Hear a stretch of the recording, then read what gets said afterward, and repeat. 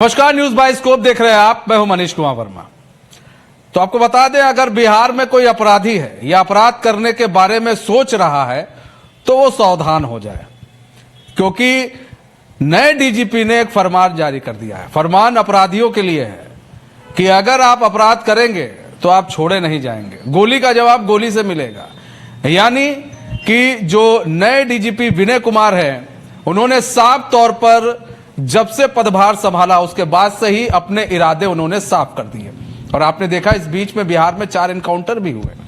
ऐसे में अब ये कहा जाने लगा कि नीतीश कुमार की जो एक पॉलिसी रही है लॉ एंड ऑर्डर को लेकर, क्योंकि बात की जाए तो यूपी भी सटा हुआ है, लॉ एंड ऑर्डर को लेकर काफी सीएम योगी की तारीफ भी होती है, कुछ लोग बुराई भी करते हैं, जो विपक्षी पार्टी है एलिगेशंस भी लगाते हैं, लेकिन अपराधियों पर जिस तरह से उन्होंने लगाम कस रखी है उसको देखते हुए नीतीश कुमार की जो पॉलिसी रही है पहले भी कि लॉ एंड ऑर्डर को यहां पर मेंटेन किया जाए, यहां पर लोग सुरक्षित रहे। जिस तरह से आपने देखा पिछले कुछ महीनों में लॉ एंड ऑर्डर ध्वस्त हुआ, छिनैती हो रही थी, सरेआम डकैती हो रही थी, हत्या हो रहा था, तो कहीं ना कहीं इन सबसे सरकार के ऊपर काफी असर पड़ रहा था, जिसके बाद नीतीश कुमार को भी इसका एहसास हुआ और उन्होंने लॉ एंड ऑर्डर को सुधारने के लिए नया डीजीपी लेकर आए। वो अब नए डीजीपी ने तो ये साफ कर दिया है कि भैया अगर आप अपराध करेंगे तो आप बख्शे नहीं जाएंगे। तो हमारे साथ हमारे संवाददाता चंदन जुड़े हुए हैं, उनसे पहले हम चलते उनके पास और पूरी जानकारी लेते हैं। चंदन, अब लॉ एंड ऑर्डर को लेकर बिहार सरकार काफी सचेत है और ऐसे में जो नए डीजीपी हैं उन्होंने भी साफ कर दिया है कि भाई अगर अपराधी अपराध करेगा तो बख्शा नहीं जाएगा, और वो चाहे जो कोई भी क्यों ना हो, और उसको चाहे किसी का भी संरक्षण मिला किसी का भी ना मिला हो, संरक्षण आप किसी का भी प्राप्त कर ले, लेकिन अगर आप अपराधी हैं तो आपको बख्शेंगे नहीं। आपने 4 एनकाउंटर भी देखा किस तरह से नए डीजीपी के आने के बाद 4 एनकाउंटर हो गए। किस तरह से अभी जो है जब से नए डीजीपी आए हैं उसके बाद से कानून व्यवस्था में किस तरह से सुधार देखा जा रहा है? चूंकि क्राइम आप देखते हैं, फील्ड में रहते हैं, थाने भी जा रहे हैं, तो किस तरह का सुधार थाने के अंदर और भी जितने पुलिस के कार्यालय हैं वहां पर देखा जा रहा है? चंदन। बिल्कुल मनीष, चूंकि नए डीजीपी जब से आए हैं तब से जो है अपराधियों से ज्यादा खौफ जो है अधिकारियों में है, और हो भी क्यों ना, चूंकि डीजीपी ने साफ तौर पे फरमान जारी कर दिया है कि जिला मुख्यालय पर जो है लेवल पर जो है ये मीटिंग होनी है और जो गश्ती होती है वो लगातार होगी। और जैसा कि कल जो बिहार के डीजीपी हैं विनय कुमार, उन्होंने पटना जिला मुख्यालय में मीटिंग किया, आईजी ऑफिस में सभी एसपी डीएसपी तमाम पदाधिकारी वहां पे मौजूद रहे। उन्होंने साफ तौर पे कहा है कि यदि पुलिस ज्यादा गश्ती करेगी तो जाहिर सी चीज है कि अपराधियों से सामना होगा, तो मुठभेड़ तो होगी ही, और जो अपराधी पुलिस पे गोली चलाते हैं वो बख्शे नहीं जाएंगे। मतलब उन्होंने साफ कह दिया है कि अब अपराधियों की खैर नहीं है, अपराधी यदि जो अपराध करेंगे तो वो जो है मारे जाएंगे, उन पे जो कानूनी कार्रवाई होती है वो कार्रवाई होगी। और इतना ही नहीं, एसएसपी आईजी और समेत संबंधित तमाम पदाधिकारी को एक निर्देश दिया गया है कि जितने भी अपराधी हैं, टॉप 10 के अपराधी हैं, उनकी लिस्ट बनाइए। और ये लिस्ट बनाने का जो काम जो है वो दिया गया है। और उसके बाद जो है पटना पुलिस और एसटीएफ दोनों मिलकर जो है उन लोगों को, क्योंकि कई लोगों पे जो है ऐसा भी टॉप 10 अपराधी हैं जिनके ऊपर इनाम पहले से घोषित है लेकिन वो फरार हैं, तो उन लोगों का सूची जो है अब बनना शुरू हो गया है। और जो लोग अभी जो जेल से छूट रहे हैं उन पे भी पुलिस जो है 24 घंटे निगरानी रखेगी, ताकि उन्हें अपराध करने का मौका जो है वो न मिल पाए। जी मनीष। हाँ, यहाँ बात की जाए, जैसा आपने कहा टॉप 10 अपराधियों की लिस्ट बनाई जा रही है, तो ये लिस्ट बनकर तैयार हो गई है। और सबसे बड़ा सवाल ये है कि जब नए डीजीपी आए तभी टॉप 10 की लिस्ट बन रही है, उससे पहले टॉप 10 की लिस्ट क्यों नहीं बनाई गई थी, ताकि अपराध पर लगाम लगाया जाए, अपराधियों को रोका जाए।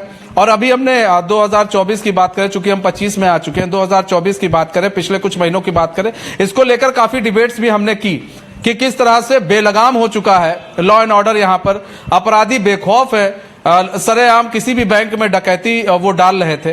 तो ऐसे में जो आपने देखा है, बात की जाए फील्ड में, छिनैती किस तरह से हो रही थी, चैन स्नैचिंग किस तरह से हो रही थी, मैंने भी अपने आंखों के सामने देखा है कि कोई अगर लेडीज है, महिला है, अगर वो फोन पर बात करके जा रही है तो सामने से ही लोग मोबाइल जो है आते हैं, गाड़ी से मोबाइल उसका छीन के चले जाते हैं। ऐसे में ऐसे लोगों को, ऐसे व्यक्तियों को पकड़ने के लिए, ऐसे लोगों पर लगाम लगाने के लिए पुलिस के द्वारा क्या काम किया जा रहा है?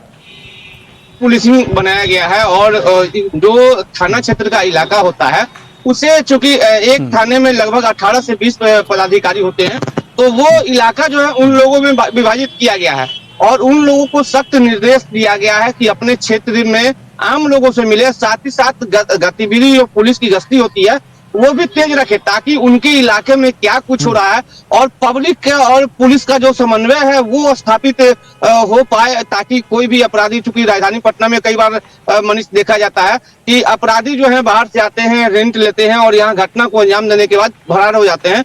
तो इसको लेकर बीट पुलिसिंग किया जा रहा है और साफ तौर पे आपको मनीष एक चीज और याद होगा, क्योंकि ऐसे पूर्व में भी डीजीपी आलोक राज जिस समय थे और उस समय भी अपराधी जो है खुले घूमते थे, लेकिन जब से विनय कुमार जो डीजीपी के पदभार ग्रहण किए हैं और कुंदन कृष्ण एडीजी के पदभार जो है ग्रहण किए हैं, तो उसके बाद काफी पुलिसिंग जो है पुलिस महकमा में काफी जो है बदला है और देखने को मिला है।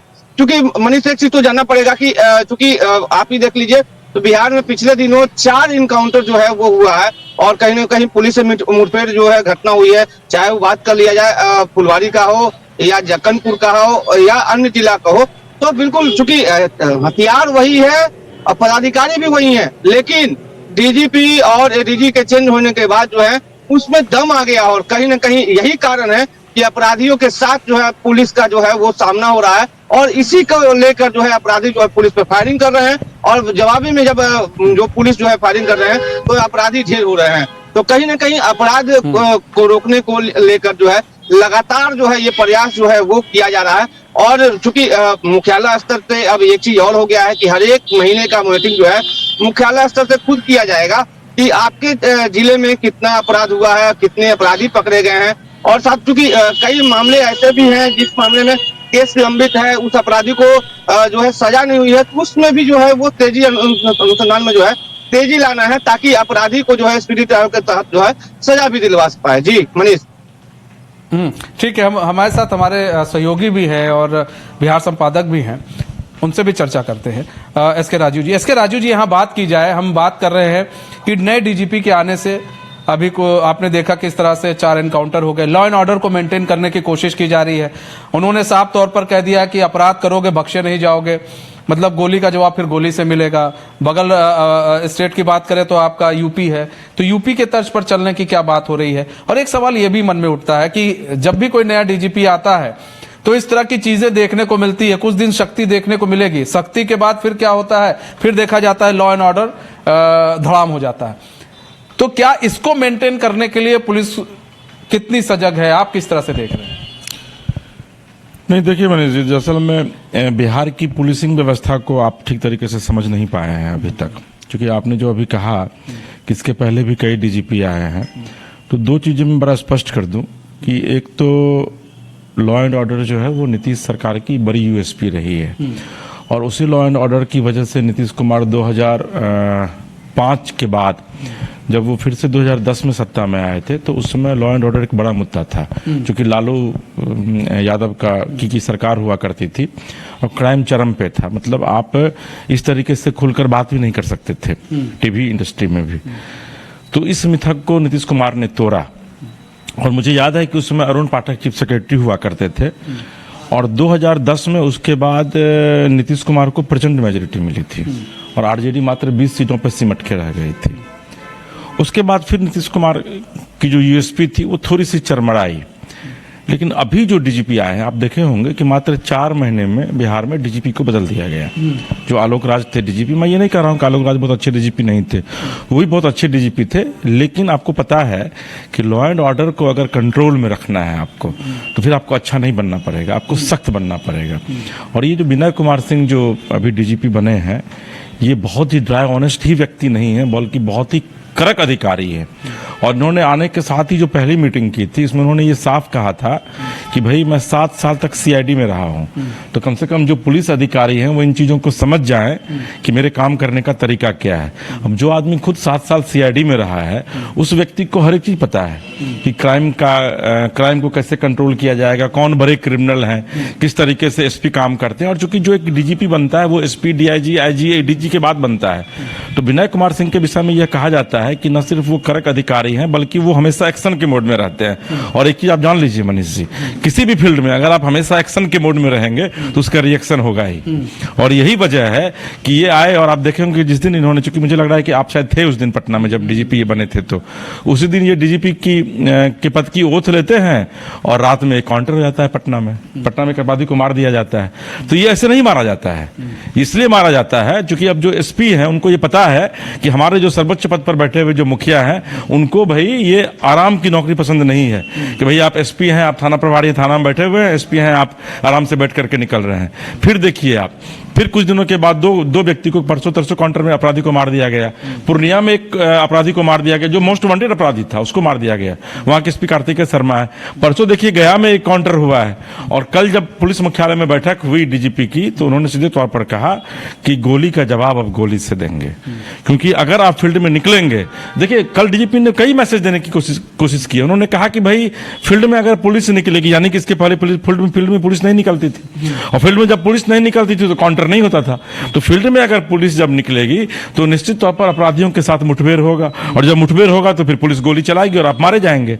देखिए कमोबेश ये यूपी पैटर्न को पूरी तरीके से बिहार में भी डीजीपी साहब फॉलो कर रहे हैं, और डीजीपी फॉलो नहीं कर रहे हैं मनीष जी। देखिए जब तक मुख्यमंत्री नहीं चाहेंगे तब तक कोई भी डीजीपी चाह करके भी कुछ नहीं कर सकता है। और अब विधिवत, चूंकि चुनाव में 8-10 महीने का वक्त बचा है, तेजस्वी यादव जो है वो नीतीश कुमार को हर एक प्लेटफॉर्म पर यह कह करके घेरने की कोशिश कर रहे हैं कि भाई बिहार में लॉ एंड ऑर्डर की स्थिति आप देख लीजिए, बिहार में पटना में कोई सुरक्षित नहीं है। तो अब ये चीज लग रहा है एनडीए सरकार को कि भाई अगर वाकई में बिहार में लॉ एंड ऑर्डर को ठीक नहीं किया जाएगा तो आने वाले दिनों में चुनाव एक बड़ा मुद्दा बनेगा। और लॉ एंड ऑर्डर की आवश्यकता सबको है मनीष जी, आपको भी है, हमको भी, हम भी 12 किलोमीटर दूर से आते हैं यहाँ पर, हम भी क्राइम अपराधी के खिलाफ खबर चलाते हैं, हम पॉलिटिशियन के खिलाफ खबर चलाते हैं, तो हमको भी जान का खतरा है। तो निश्चित तौर पर यही वजह है कि कल विनय कुमार ने साफ मैसेज दे दिया है कि पुलिस अब गश्ती पर निकलेगी, और गश्ती पर जब निकलेगी तो अपराधी अगर पुलिस के साथ टकराएंगे तो उन्हें उसी भाषा में जवाब दिया जाएगा। नहीं, सवाल इसलिए भी है क्योंकि देखिए कोई भी आता है, कोई भी अधिकारी आता है, जब अपनी कुर्सी बैठता है तो तमाम तरह के वादे वो भी करता है, जैसे नेता करते हैं कि नहीं हम आएंगे तो अपराध कंट्रोल करेंगे। चूंकि कई डीजीपी बदले गए हैं, ऐसा नहीं है कि अभी ये आए, इससे पहले कई डीजीपी बदले गए। और ऐसे में मेरी आंखों के सामने की घटना है कि खबर करके आ रहे थे तो एक लड़की का ऑटो में बैठी थी, कुछ 2 लड़के आते हैं, बाइक से आते हैं, मोबाइल छीन कर चले जाते हैं। उस समय भी डीजीपी ने कहा था नहीं हम इस पर कंट्रोल करेंगे, तो वो आंखों देखी घटना थी मेरी। अब यहां पर सवाल यह है कि ये जो छिनैती जो हो रही है, जो सरेआम यहां पर लोग मोबाइल छीनकर भाग जा रहे हैं, चूंकि छोटा अपराधी बड़ा अपराध बनता है धीरे धीरे। किसी का चैन छीन जाता है, किसी का मोबाइल लोग छीन ले रहे हैं, क्योंकि कुछ ऐसे केस हैं जो थाने तक नहीं पहुंचते। तो ऐसे में अगर बात की जाए रोकने की, तो क्या लग रहा है कि कुछ एनकाउंटर करने से ऐसे अपराधियों पर लगाम लगाई जा सकती है? क्योंकि आपने देखा था यूपी के अंदर, देखिए अपराधी क्या है, अपराधी डर से तख्ती तांग आते हैं थाने में कि भैया हमारा एनकाउंटर ना करो, हम अपराध छोड़ देंगे। तो क्या लग रहा है कि अपराधी यहां पर भी इस तरह की कोई तस्वीर देखने को मिलेगी?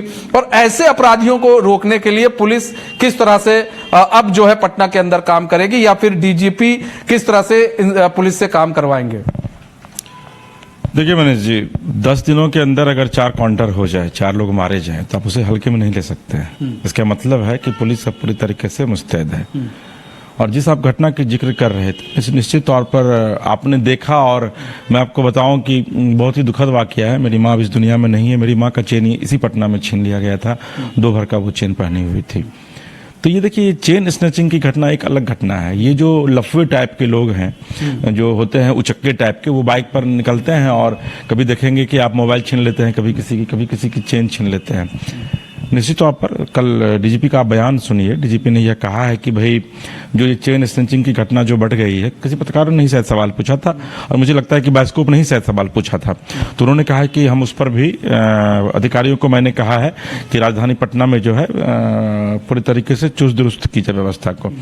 और देखिए आप, सरकार भी इस बात को लेकर के चिंतित है कि मैं चेन स्नैचिंग की बात नहीं कर रहा हूँ बल्कि अपराध की बात कर रहा हूँ। और यही वजह है कि पिछले दिनों आप देखेंगे कि जब नीतीश कुमार सत्ता में आए, तो मैं अभी रिसेंट की बात बता रहा हूँ 2024 की 1.25 लाख बहालियां बिहार पुलिस में की गई है।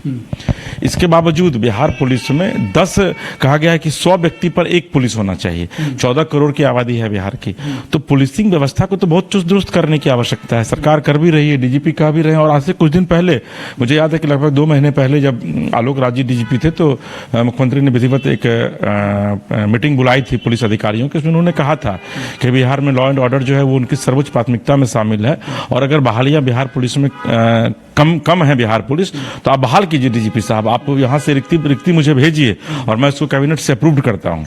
यानी कि सीधे तौर पर मुख्यमंत्री की ये चिंता है कि बिहार में चाहे वो छिनतई की घटना हो, चाहे वो गोलीबारी की घटना हो, लेकिन जो सबसे दुखद है मनीष जी कि इस पटना में कई गैंगवार हुए हैं। राजधानी पटना में कई लोग मारे गए हैं। उसमें कई ऐसे लोग हैं जो दुकान जा रहे हैं, उनको गोली मार दी गई है। सर, कुछ दिन पहले दही गोप है, उसको गोली मार दिया गया यही तो ऐसा नहीं है कि पटना कोई सुरक्षित था। पटना पूरे तरीके से आप कह सकते हैं कि सुरक्षा के घेरे को तोड़ चुके थे अपराधी। यहाँ पर कई यहाँ पर गिरोह हैं जिनका हम नाम नहीं लेना चाहेंगे क्योंकि हमको भी अपने जान का डर है।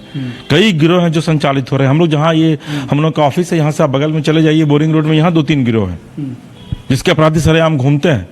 और आपको जान करके ये आश्चर्य लगेगा कि आज के जो अपराधी हैं वो फेसलेस है, उनका कोई चेहरा नहीं है। वो 15 साल का नौजवान युवक, उसको जाकर आप शराब पिला दीजिए, 5,000 रुपए दे दीजिए, कह दीजिए वो गोली तुरंत जाके गोली चला देता है।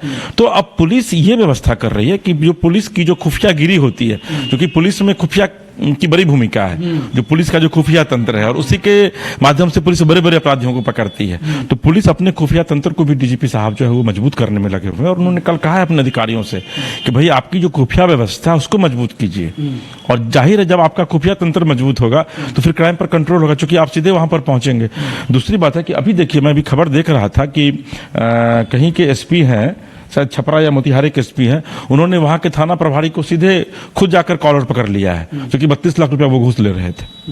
अभी घटना बता रहा हूं मैं, कुछ घंटे पहले की। तो अगर इस तरीके से अगर एसपी जागरूक होंगे, और एसपी जागरूक कब होंगे?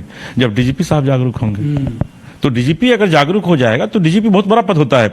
मतलब पुलिस महकमे में मुझसे बड़ा पद कोई नहीं है। वो सीधे तौर पर चीफ सेक्रेटरी को अपना रिपोर्ट करते हैं डीजीपी, और चीफ सेक्रेटरी मुख्यमंत्री को रिपोर्ट करते हैं, जो एक लोकतांत्रिक व्यवस्था है उसके तहत।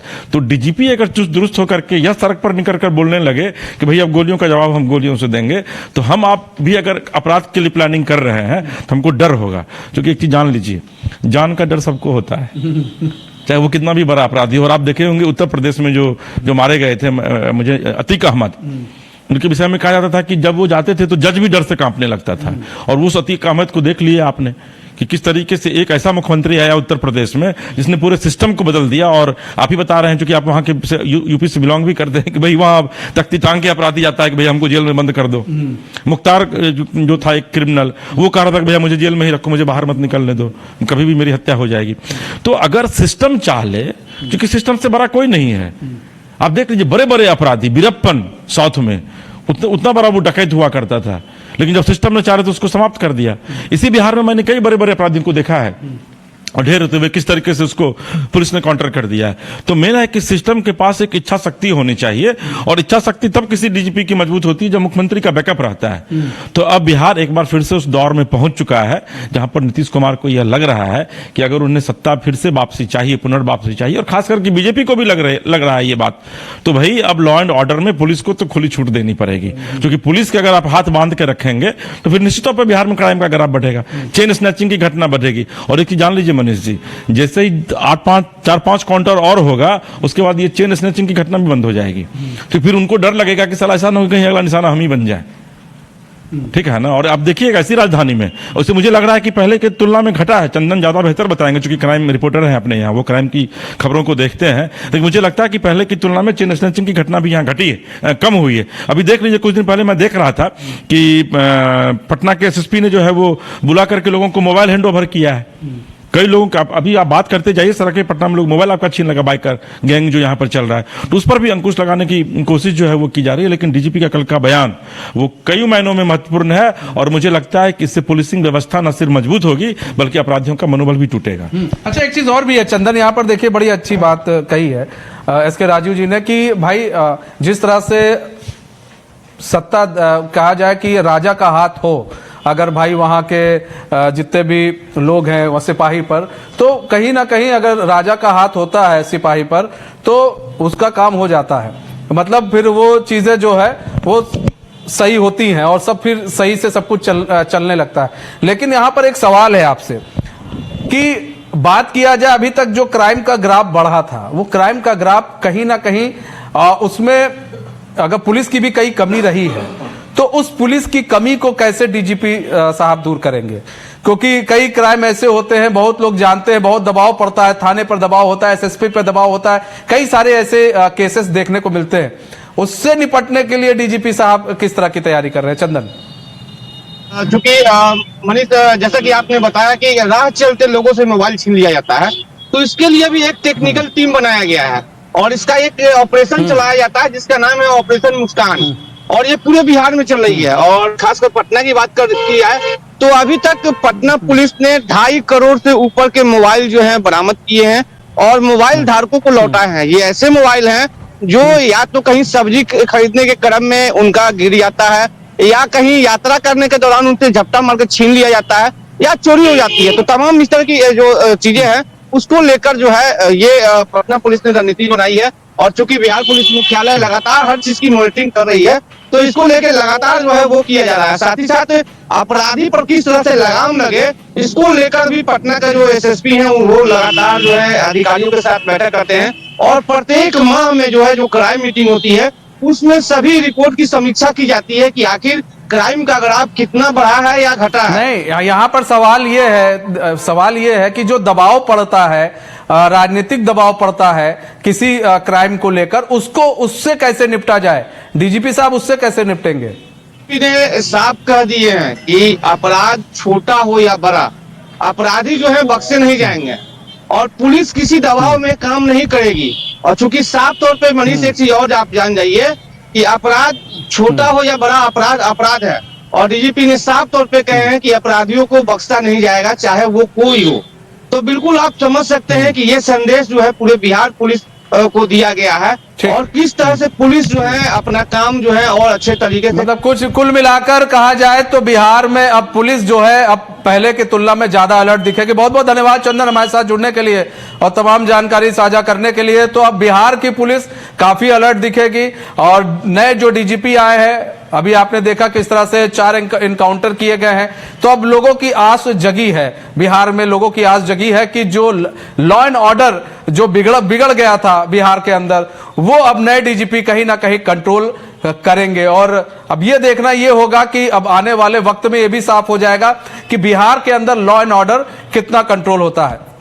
तो मुझे दीजिए इजाजत, तो खबरों के साथ बने रहने के लिए देखते हैं न्यूज़ बाइस्कोप। नमस्कार।